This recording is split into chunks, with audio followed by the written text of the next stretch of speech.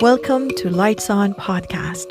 If you like what you hear, and if you're feeling generous, please rate us 5-star and share us with others. I'm your host, Mitra, Manesh. I'm the founder of INNERMAP, a new mindful storytelling and coaching app.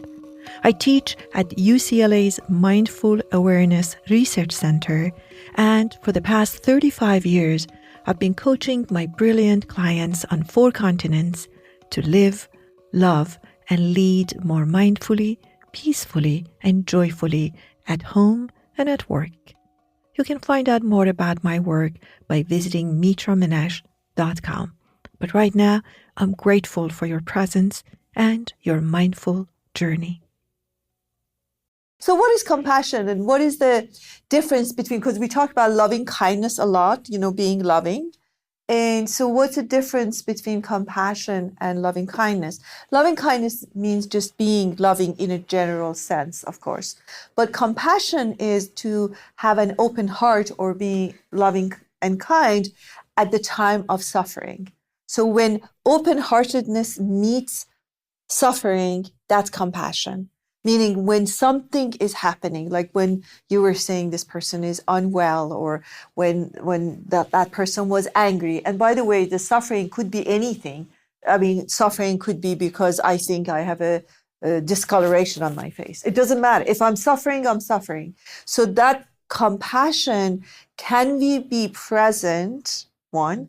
2, can we be present with a sense of loving kindness? It really comes from a philosophy of understanding that we are all interconnected. And even though that suffering may not be mine, I'm somehow affected by it. It's not my suffering, but I am affected by it. And by interconnectedness, I'm sure you all know that we start by being codependent as a child, then we take off and we become independent. And eventually a healthier way of being with people is interconnected. Meaning you count on me and I count on you, whoever we are. We may be just neighbors, or you may be my brother, or whatever it is. That connection is interconnectedness. So when we really get to the interconnectedness philosophy, when we really understand that we can't close the door and say, well, that's not my problem in that sense. You can say, it is not with kindness. You see, the tone changes. It is not my problem to solve. However, I send you my loving kindness and compassion. It's very different than saying, so we go from one extreme to other. Either we pick up too much, make your suffering mine, or I just drop it and say, none of my business is, like, basically, go to hell and go and take care of your own pain. But the interconnectedness and compassion that we're talking about is quite balanced. First of all, the first step for it is to acknowledge that suffering exists in this world. We really, especially in more progressive worlds, as they call themselves, in the modern world, we really want to ignore, deny, not see the pain. The best way to see that, and I have a very special connection with homelessness for some reason. I don't know, maybe I was a homeless person before. But when people see it, they just go like, they want to go to the other side. It's really interesting. They can't even look at homeless people. I know partially it's safety, security reason. I'm cognizant of that. But part of it is like, oh, that's just too much to handle. I especially saw that when I lived in Toronto, Canada, which is extremely cold. In winter, I mean, we're wearing these like thick. I mean, I remember my jacket was this thick, and still I could feel the cold. And then to look at another human being who's made out of same bone and meat and think that they're going to be there whole night. I can't stand it for 5 minutes. And people could not look at homeless people in winter. Really interesting. They're just like, they go to the other side. They're like, ugh, can't handle this. So I think the first step in taking and connecting with our compassion is acknowledging, not overreacting, none of those. Acknowledging, yes, pain exists. Pain exists. Suffering exists. They're 2 different things, but suffering definitely exists. And of course, pain exists. So that's the first step. The second step is, which is the very hard one, this is the challenging one, to allow it to come in. Usually when we see something harsh, we want to get rid of it. We want to send it out. We want to get rid of it, and you don't want to let it in. And the way to work with it, actually, it's almost like martial arts. When something comes in, there are two ways to deal with it. One is to do this with it, and two is actually let it in and take its force and for it to work with its own power at its coming. And it seems like this is actually a far more effective way of going like this. So you let it in. When we don't let it in, what do?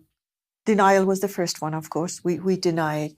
The second, the extreme of it is exactly what we talked about, that you take too much of it. So the visual of it is, imagine that the suffering that is coming as waters, okay? One is to just stop the water and say, don't come in. There are no waters. Or if they are, they shouldn't come in. The other one is to allow us to drown in the waters of suffering, which also is not helpful. It's the other extreme, which is not really helpful for us or helpful for somebody else. If I'm able to help, I need to be not drowning myself. A drowning person cannot save a drowning person. So you let the waters in and you actually float in the water instead of be overwhelmed and drown in the waters of suffering of others. So when you're floating in it, meaning that you're not overwhelmed by it and you're not denying it, then something else happens. Some doors open, you go to another place. And it's just like what you were saying, John. You need to experience it to understand it. Most of mindfulness practices is really like falling in love. You can't sit there and describe it to people because really falling in love makes no logical sense. No logical sense. Just think about it. By the way, a lot of meaningful things in life makes no logical sense. If I said there's just this one person that I do anything for and I do this and I go out of my way, and even though they hurt me, even though they do this, I stay with them, you will say, excuse me, what's the population of Earth? And I say, well, why? They say, well, no, just curiosity. Billions. Oh, okay, 7 billion. So you have 6,900,000,000 other options, and you still saying, yeah, but you don't understand. I love him. So it makes no logical sense. Why don't you just leave and go and find somebody else? Most people tell you, well, because this particular person, there is a connection. I need to experience this person. So it's not about making sense. It's about really practicing. But when you do fall in love, you say, I understand. Then your appetite decreases. Then every move they make, you understand. It's like the scent they wear, the music they listen. Now you understand the very thing that made no sense to your logical mind a week before. Mindfulness is the same. When you practice it, then it makes sense. But when you talk about it, it makes no logical sense. So letting in, which is the most difficult practice of compassion practice, that you'd actually let the suffering be there, not in that you're overwhelmed, but enough that you can sit with it, that you can be with it, and you can just stay with it to see what you can do with it. So what do we do when the compassion is not there? Exactly, and your share was just so beautifully right on the point. What do I do when I look at these people? I see their sufferings. By the way, not being conscious brings a lot of suffering. If you look at the suffering in the world, mainly is self-imposed. Why? Because of lack of awareness and consciousness. That's why we are suffering. Our suffering comes from lack of awakeness. But I can't sit there and say, excuse me, guests for Thanksgiving, you are all suffering because you're old. Look, you can't do that. And that's not available for you maybe to go to a compassionate place, but you can always start with yourself. You can always go to where compassion is available. Go with your dog, go with the child, go with the baby that was just born to the family. Go with somebody, wherever you start doesn't matter. The question is, can you access exactly what I asked? Can you access self-compassion at that point? And sometimes self-compassion is not available. Other compassion is available. So you start with other compassion and graduate yourself to self-compassion if it's needed. You know what I'm saying? Like I'm in such a, like with the tone that you were using, I was thinking maybe self-compassion may not be available all the time when you see these patterns. Think, I can't believe this, really? Like I know what this is going to do to the consciousness of the world. But I still want to tell you, do you know what John said? You know, he said, like, I can't stop myself. So self-compassion may not be available at that time, but I can just close my eyes and say, who can I, maybe news, maybe a person that you saw, maybe a dog, a pet, a baby, whoever. It doesn't matter why and how you access the compassion, then you can take it and put it on every, it's like a sauce you make. Now you can put it on the salad. You can trickle it on top of the broccoli. Then you can put it on, you can put it anywhere. The question is, can you access the sauce? In that moment? In that moment, exactly. Wherever you can go. And if you can't, sometimes you can't, leave it and say later, but go back to it. Just like, 9 o'clock, maybe I'll go out at 9 o'clock. Maybe after I take my shower, I'll do that. Maybe when I go, confession, I'm sorry, you're recording. I go to bathrooms all the time when I'm with people, because that's when I can just regroup with myself and say, can I somehow find a way to go to a compassionate place? That's why you're always going to She leaves the office like 10 times. It's the best regrouping place. It's my office. It's my individual office, because that's really nobody comes in. And you can actually say, okay, where can I access it? And if it's not available at that time, go some other time. But go at it. Make sure you go and revisit it, because you don't want to let these things hanging. Something else that is very important about compassion, and the difference between compassion and loving kindness, is that compassion is a verb. You need an action. And you may say, what are you talking about? The ambulance is going, there's war happening in Uganda. What do I do? What kind of action can I take? Well, it's not an action. It's not like I come and change your family. It's not that. That sending loving kindness is an action. I did something about it. Sometimes, honestly, I just go for a walk on the street that my office is located. And as I go, I just send loving kindness randomly to people. I see them. I don't say it out loud, of course, because they really think I'm crazy. But I just look at them and say, may your day be fantastic. May you resolve your issues. May you have a better day. May you be kind to yourself. May whatever is on your mind just get resolved and dissolved. And I just do that. It's really amazing how many times people pick up the energy. And you know what they usually say? Because people don't know how to answer it, something like that. They come and say, excuse me. And I say, what? I know what happened. They say, you look so familiar. That's the most common one. When I was younger, they would say, you're beautiful, but they don't say it much. It's like that. Your hair is so nice. But I know what it was. They picked up on my energy. They picked up on something that made this connection available, but they don't know what to say. We don't know what to say. What do I say? You look for, do I know you? You know how many people tell me, do I know you? I say no, but I think we can get to know each other. I know what it is. That interconnectedness, that's interconnectedness in action. They realize they're connected with me, but since we're physical beings, we want to say, have I seen you somewhere? Like, you've never seen me before, but you just connected with me because I just sent you loving kindness.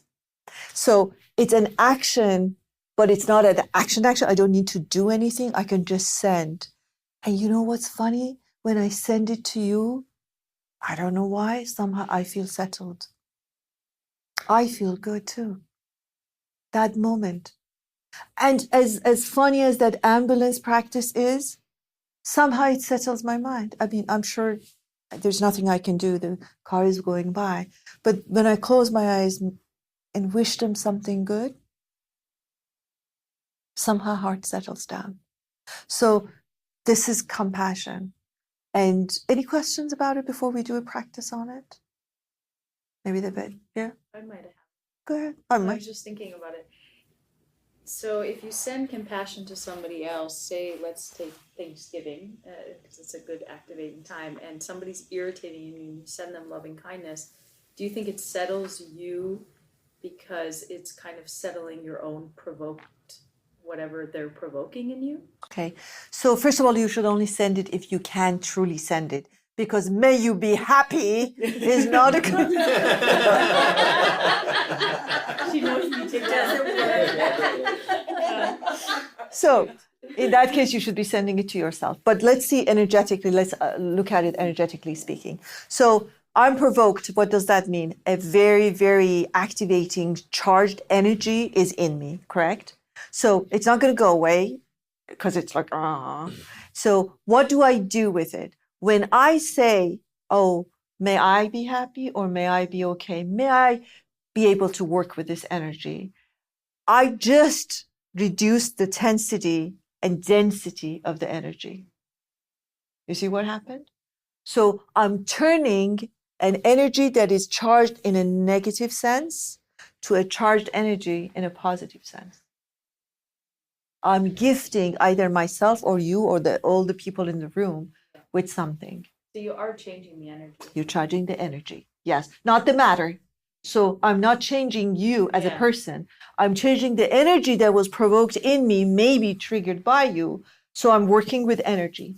And that energy, that's why people don't know why they're looking at me, but they know there's something that is attracting them to me, because energy speaks much louder than words. But I want to bring it back to you now, your example of you walking down the street, sending people loving kindness. Is it because they're provoking something in you? No, random. You just I said random. I'm just, these are my experiments. No, randomly. I'm just walking and sending, saying in my head, may you have a great day. May your issues get resolved. May you be kind to yourself.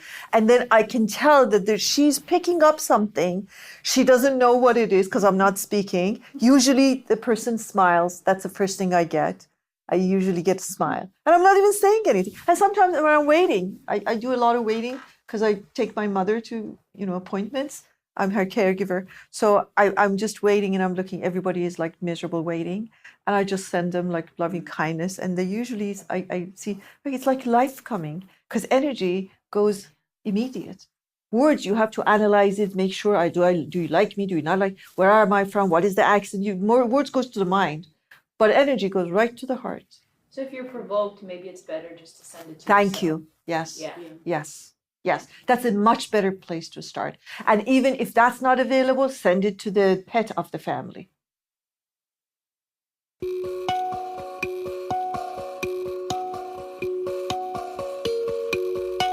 Hope this episode answered the question or two for you, or provoked and inspired questions in you.